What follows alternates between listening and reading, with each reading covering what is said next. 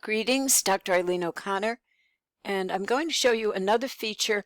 It's very interesting and available in Mozilla Spokes.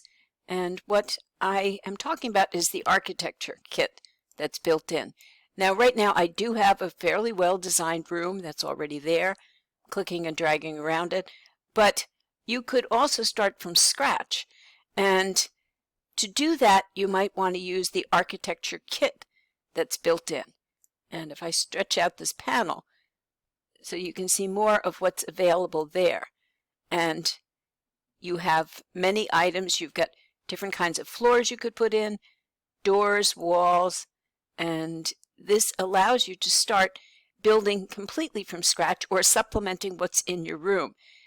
This is very good as a way to start looking at 3D CAD building.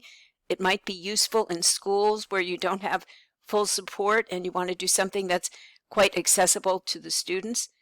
So you could start bringing these different shapes, bringing these different figures into the island itself. And what I'll do is just go back and pick something rather straightforward and obvious, and I will then put this into the space. And as with other objects, the challenge is going to be to find what you want and then move it to where you want it. And I'm just using my mouse right now as it first gets put in.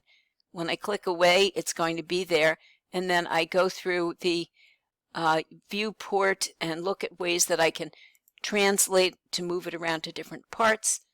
With the arrows again, I can also change the scale, as you can with any of these features. So you can bring in and build small rooms within an existing room, or you could use an open architecture room and then you could just build from scratch. So thank you.